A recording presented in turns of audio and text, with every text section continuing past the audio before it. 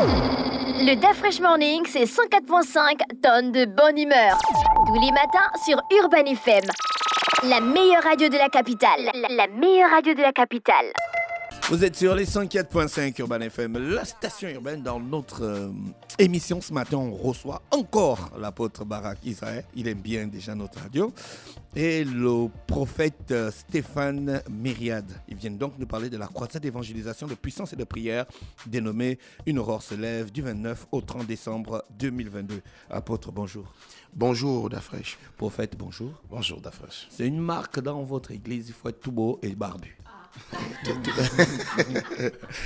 Tout à fait. Les hommes de Dieu, vous devez être beau et barbu. Normalement, il faut refléter la lumière. Ah, d'accord. Donc du coup, c'est une obligation que d'être beau, d'être présentable. Oui, voilà, on va dire que c'est une bonne chose pour montrer que le Dieu que nous prions, il est bon, quoi. D'accord. Aujourd'hui, vous venez avec le prophète Stéphane Myriade, c'est ça? Bien sûr. Essayez de vous présenter, on ne vous connaît pas assez. Nous, on connaît déjà l'apôtre Barak Israël. Déjà, merci, il fait bon vivre ici. Donc, je suis le prophète Stéphane Myriade, leader responsable des églises Zoé, source de la vie de Dieu, le centre de valeur. D'accord. C'est quoi les églises Zoé? Zoé, c'est le ministère sur lequel je suis établi et dans lequel je suis établi. D'accord. Vous participez avec le prophète Barak Israël. L'apôtre Barak. L'apôtre Barak à la croisade d'évangélisation. Bien sûr. Pourquoi vous appelez ça croisade? Ça ressemble à un terme générique c'est plutôt campagne. d'affrontement. On s'en réfère à Constantin, c'est ça? Ou Alexandre le Grand, je crois. Quelque chose comme ça. Pourquoi utilisez-vous pourquoi utilisez-vous cette expression? Pourquoi on n'utilise pas grande campagne de prière? Mais c'est le cas en plus. Ouais, voilà. Et pourtant, c'est le cas. Ça aurait été plus simple. Alors? Ok, je crois que c'est l'expression appropriée, déjà par rapport à l'événement en lui-même. Je crois que c'est parce que nous voyez-vous, lorsqu'on passe en de séminaire, ça se vend à un lieu bien précis. D'accord. Donc, on va dire ça comme dans nos églises. La plupart du temps, quand on parle de séminaire, c'est dans nos églises. Et quand nous parlons de campagne ou de croisade, nous sortons justement de nos lieux de culte habituels. Nous cherchons un espace un peu plus grand. Et l'objectif, en fait, c'est de communiquer aux gens cette véritable pensée que le Seigneur a laissée. Et à l'heure actuelle, dans tout ce que nous faisons, nous sommes en train d'attirer l'attention des gens sur le réveil. Le réveil, qui est l'impact de l'Église dans la société où elle se trouve. Et quand il s'agit de réveil... C'est le grand débat qu'on a ici avec l'apôtre. L'impact de l'Église dans la société où on se trouve. Bien sûr. Et justement, quand il s'agit de réveil, par exemple, la dernière fois, je disais à une chaîne de télévision, je disais, si un chasse 1000, deux chasse 10 000. Si un gagne 1000, deux gagne 10 000. Et quand il s'agit de réveil, chacun sort de sa maison. Nous fédérons ensemble pour un but commun, celui de la grande commission. Et en ce moment, mon église, pour dire ça comme ça, mon assemblée, son assemblée, ne peut pas réunir toutes ces personnes. Nous cherchons un espace. C'est bien même de faire ça dans la rue. Et là, tout le monde vient. Et dans la rue, personne n'est invité et personne n'est exclu. Tout le monde peut venir. Et l'avantage lorsque vous êtes à une campagne d'évangélisation, c'est que vous êtes chez vous, vous êtes en train de passer, vous rentrez, les portes sont ouvertes, c'est gratuit, c'est à l'air libre. Et particulièrement, nous aimons ça. Parce que, en fait, là, ça fait vraiment... chasseur d'âme. Bien sûr, c'est ça, en fait. Et là, du coup, vous êtes au contact de plusieurs autres personnes. Quel est le message important? Parce que vous êtes des hommes de Dieu, vous pratiquez la parole de Dieu tous les jours, vous la communiquez aux autres. Mais à des moments, quand même, vous vous dites que je viens de recevoir une révélation que je sens qu'il faut que je distribue aux autres. Est-ce que c'est ce qui vous anime? Et si c'est le cas, quel est le message que vous sentez qu'en cette fin d'année, vous devez partager avec les autres pour initier une telle croisade? D'accord. Ok. Parce que tous les messages sont déjà dans la Bible. D'accord. Peut-être qu'il y a quelque chose que vous avez capté, que vous vous dites, non, ça là, si je partage, il y aura un impact. D'accord. Déjà, la dernière fois, pour revenir dans ce que je disais aux gens, vous savez, la connaissance prophétique est très importante. Quand on parle du prophétique, je vais vous expliquer. Aujourd'hui, on entend parler de prophètes. Et quand on parle déjà de prophète, avec tout ce qui se passe, on se dit le prophète, c'est celui qui vous dira « Ah, je vois que voilà, vous vous appelez Dafresh ». Un exemple banal. Non, c'est pas ça. Le prophète, déjà, c'était un homme que Dieu distinguait de la foule, du peuple, à qui Dieu confiait une responsabilité. La première était de l'entendre. Donc le prophète ne parlait pas d'abord. Le prophète n'est pas la parole, il est le porte-parole. Mais pour être un porte-parole, il faut être capable d'écouter attentivement, être capable de retransmettre fidèlement ce que tu as entendu. Et la dimension spirituelle de l'écoute, c'est la soumission. Ça signifie, c'est lui qui était interpellé par Dieu, distingué de la foule par rapport aux autres, avait d'abord pour première responsabilité, qui le qualifiait, de se soumettre à Dieu comme d'autres ne le feront pas. Et cette soumission, ce qu'on appelle « j'écoute Dieu ». Un exemple, souvent donc, lorsque nous sommes dans la maison, et puis tu parles à ton enfant et tu lui dis « mais moi je te parle, tu ne m'écoutes pas ». Ça ne veut pas dire qu'il n'a pas compris ce que tu as dit, mais il n'exécute pas, il ne se soumet pas à ce que tu as dit. Donc la dimension spirituelle de l'écoute, c'est la soumission. Donc le prophète, c'est déjà quelqu'un qui se soumettait. Et ensuite, dans cette soumission, Dieu veut lui confier un message important. Parce que le message prophétique alerte le peuple, alerte la nation. Parce que le prophétique anticipe l'échec et programme le succès. Quand vous êtes prophétique, quand vous avez le message prophétique, vous êtes capable d'anticiper les choses. Rien ne vous surprend. Et justement, quel message nous voulons donner, pas seulement par rapport à la fin d'année, mais à notre nation, c'est de comprendre que, à l'heure actuelle, même quand il s'agit de nos différentes assemblées, et qu'il faut, par exemple, partager un message, le plus important, par exemple, d'Afresh, ce n'est pas, par exemple, de prendre un joli thème et puis de le partager. Il peut être bon à écouter, vous pouvez avoir une très bonne allocution, le message peut être très éloquent, mais cependant, ne peut être la pensée de Dieu. Et c'est sans prétention que je le dis. Il est donc important pour nous, et il était important pour nous, de nous asseoir ensemble et de dire, quelle est la pensée de Dieu pour notre nation? Nous savons que le monde en général et le Gabon en particulier, nous sommes dans un tournant très décisif. Qu'est-ce que Dieu veut? Et justement, on entend à gauche réveil, à droite réveil, ça peut faire effet de buzz. Oui. Dans le réveil, il y a une pensée spécifique de Dieu. Parce que dans chaque réveil, Dieu n'agit pas de la même manière. Quand il s'agit chaque réveil vient avec une spécificité. Dieu choisit des personnes particulières. Il y a des critères appropriés à chaque réveil. Donc Dieu choisit des personnes particulières. Dieu les distingue d'une certaine manière. Et ces personnes viennent avec une nouvelle pensée de Dieu. Comme on peut réactualiser son téléphone. Oui. Et justement, cette pensée, c'est celle-ci qui conduit pas seulement un groupuscule de personnes, mais désormais la nation. Et c'est sans prétention que l'objectif de cette campagne est d'apporter un message pour la nation. Et c'est pourquoi déjà le lieu choisi, si c'était par exemple à Onction Ministry ou à Zoé, ça devait faire trop comme message seulement pour les membres et les fidèles de Zoé. Ça pouvait seulement faire effet de message pour Onction Ministry. Mais quand nous choisissons déjà un lieu en dehors de nos lieux de culte habituels, c'est parce que nous voulons attirer l'attention maintenant du grand nombre. Il y a beaucoup d'apôtres, on remarque une certaine solidarité entre vous. Est-ce que vous avez le même message? Ou bien ça dépend de la vision de ce que vous recevez? Le prophète disait, le prophète Mireille a dit une chose importante. Ici, l'aspect, il faut jauger les choses sur un plan spirituel. Ce que vous devez comprendre ici, c'est que nous ne fédérons pas ensemble comme étant des camarades. Ça veut dire que nous servons le même Seigneur et nous avons le même esprit. Ça veut dire que ce que Dieu a mis dans mon cœur, il a également mis la même chose dans le cœur du prophète. Ce qui fait que c'est une sélection faite par Dieu lui-même. Donc, du coup, on ne peut pas, comprenez-moi, on ne peut pas ne pas avoir le même message dès le moment où nous avons été visités par le même Dieu. C'est-à-dire, on a forcément la même chose. Donc, ça devient facile. La fédération est facile. Ce n'est pas quelque chose qu'on choisit en fonction de, bon, il a la barbe, j'ai la barbe. Donc, c'est spirituellement qu'on en juge.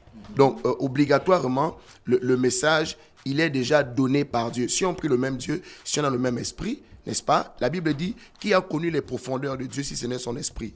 Si j'ai l'esprit de Dieu, si le prophète a l'esprit de Dieu, inévitablement, le Seigneur s'est adressé à lui, il s'est adressé à moi, même si après, il y a toujours quelqu'un qui démarre.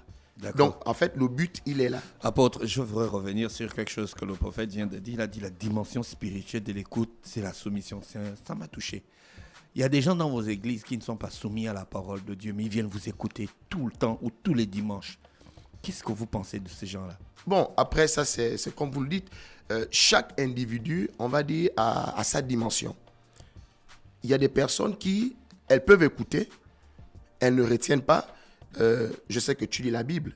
Dans la parole de Dieu, il y a la parabole du semeur. Là où le Seigneur dit, la sémence tombe en bonne terre. Oui. Voilà, la bonne terre, c'est celui qui écoute, qui garde et qui porte du fruit.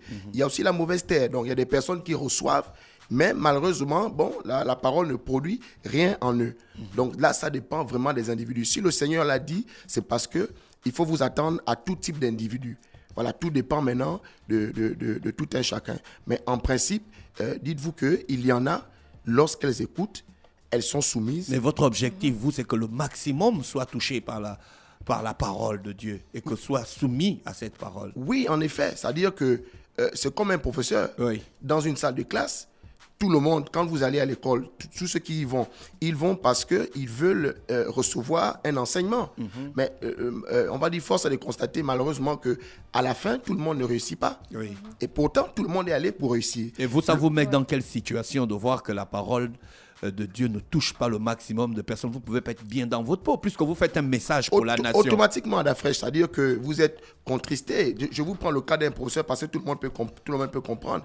Lorsque vous enseignez, que vous vous rendez compte que parmi les 20 que vous avez, il n'y a que 3 qui suivent, écoutez, vous avez quand même un problème. Vous n'allez pas rester indifférent par rapport à ça. Oui. Je crois que peut-être que le prophète va ajouter quelque chose dessus. Oui. Déjà, Adafresh, à un moment donné, je vais par exemple parler de mon cas personnel. Il faut toujours prendre des exemples sur soi-même. Exactement. Le dernier dimanche, pendant que je partageais le message, je leur ai dit, toute la nuit, j'ai réfléchi à une thématique et puis je me suis dit, le thème de ce dimanche est Seigneur éternel, maintenant j'ai compris. Et l'objectif de cette thématique était de faire savoir aux gens que, voilà, souvent nous nous plaignons énormément, Seigneur, tu ne fais pas ci, Seigneur, tu ne fais pas ça, Seigneur, tu ne me donnes pas ci, tu ne me donnes pas ça. Et certaines personnes qui nous écoutent peuvent avoir l'impression que notre Dieu est impuissant. Et ça, c'est clair. Il y a certains chrétiens, quand vous les regardez aujourd'hui, et c'est sans prétention. Sincèrement, je ne sais même pas de jeter l'anathème sur qui que ce soit. Mais à un moment donné, moi, j'aime souvent dire ça aux gens. Si moi, je n'étais pas chrétien, si Dieu ne m'avait pas gagné, mais il y a d'autres, moi, j'allais les chasser. Ça, c'est clair. Parce que ne me parle pas des choses que tu ne reflètes pas. Je suis désolé. Aujourd'hui, quand certaines personnes viennent nous bombarder, votre Dieu n'est pas puissant, laissez ça, il n'y a rien. Nous allons nous défendre religieusement. Mais la vérité, elle est là. La pertinence de l'évangélisation, ce sont les résultats. Oui. Si vous avez des résultats, vous ne parlez plus. Les gens fédèrent, les gens viennent. Et c'est ça le véritable problème. Et tout à l'heure, vous disiez, mais c'est vrai, ça nous frustre, on se pose la question, mais est-ce que c'est le message qui n'est pas puissant? Moi, je me dis, il y a une dimension d'inconscience. Vous ne pouvez pas aspirer à des bénédictions dont vous ne comprenez pas les principes. Exemple. Les chrétiens aiment faire mention de leurs droits sans accomplir leurs devoirs. Mais cependant, c'est le devoir qui enfante le droit.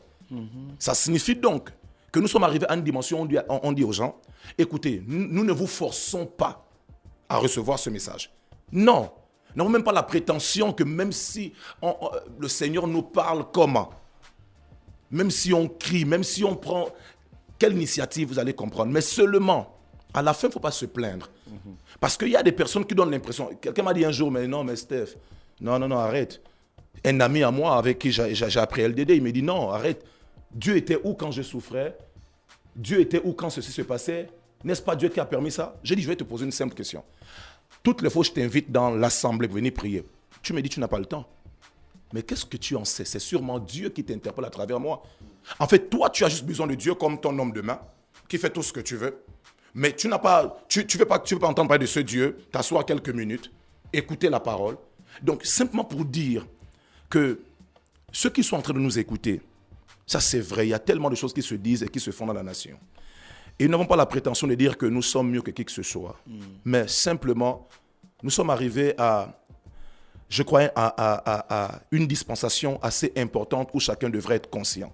Conscient que j'ai perdu du temps, conscient que, honnêtement, mes œuvres, les œuvres que je pose me produisent des résultats que je n'aime pas. Et une des pires folies, c'est de faire tout le temps la même chose. et de s'attendre à un résultat contraire. Et l'objectif justement de ce message, par exemple, le thème c'est « Une aurore se lève ». Ouais, pour revenir sur ce thème. Justement, déjà ici, nous bénissons Dieu pour cette thématique parce que quand le Seigneur nous a révélé ce thème, une aurore se lève, déjà nous étions contents. Seigneur, c'est bien sûr, ça vient de notre hymne national. Oui. Et déjà, en regardant comme ça ce matin, je me suis dit, quand une aurore se lève, ça réveille l'ardeur. Et justement, ça aboutit à la félicité. Donc naturellement, Dieu est en train de nous faire comprendre, nous le Gabon. Nous avons été piétinés, insultés, méprisés à tous les niveaux. Mais une aurore se lève. Il n'y a pas juste une porte que Dieu nous ouvre, c'est tout un portail. Et Dieu dit, c'est encore possible que quelque chose de bon sorte de notre nation. Et quand nous parlons justement du message de réveil, je disais la dernière fois à un plateau de télé, quand nous parlons de réveil ou de servir Dieu, il ne s'agit pas de venir à l'église, non. Il y a des gens qui ne viendront pas à l'église, mais qui servent Dieu et qui serviront le Seigneur. Mais pour ces personnes qui servent peut-être Dieu, qui assistent à chaque fois à des croisades d'évangélisation, mais qui n'ont pas des résultats attendus, est-ce que le problème se trouve par rapport au message ou encore à la foi de la personne? Je pense que le prophète l'a dit tout à l'heure. Il disait que, vous savez, dans l'affaire de Dieu, vous avez des devoirs et vous avez des droits. Ça veut dire que lorsque vous recevez la parole, la Bible dit, celui qui reçoit la parole, qui la garde et qui la met en pratique, il a automatiquement des fruits. Mais si vous recevez la parole et vous ne la gardez pas et vous ne la mettez pas en pratique, vous n'aurez attendez à aucun quoi? résultat. Le 29 au 30 décembre, ça commence dans un jour, on va dire jeudi. Ça se passe où? C'est du côté du terrain, du stade de basket d'Awenge. Oui, le terrain de basket d'Awenge. Ah oui, à partir de 17h. D'accord, ok. De 17h jusqu'à quelle heure? On va dire, normalement, on a prévu, je crois, 21h. Mais après... On dirait que par expérience, vous dépassez souvent le temps. Oui, ça dit d'abord là, ça ne dépend pas de nous. Après, c'est vous les orateurs. Oui, mais après, vous savez, il arrive à des moments où le peuple vous regarde et le peuple en veut encore. Donc, vous êtes obligé de donner un petit bonus. Y aura-t-il d'autres hommes de Dieu? Peut-être d'autres pasteurs, d'autres prophètes? Oui, nous sommes nombreux. Ah, d'accord. Nous sommes nombreux. Comme vous constatez sur l'affiche, il y a l'apôtre Barak, il y a le prophète Myriad, il y a le pasteur Louis Charles. Et tout le monde respecte la thématique « Une aurore se lève ». Bien sûr. Oui. Merci, apôtre Barak Israël et prophète Stéphane Myriad. On vous remercie d'avoir accepté notre invitation. Vous souhaite de passer une bonne journée à l'écoute des programmes d'Urban FM. Merci. Le Dafresh Morning, c'est 104.5 tonnes de bonne humeur. Tous les matins sur Urban FM. La meilleure radio de la capitale. La meilleure radio de la capitale.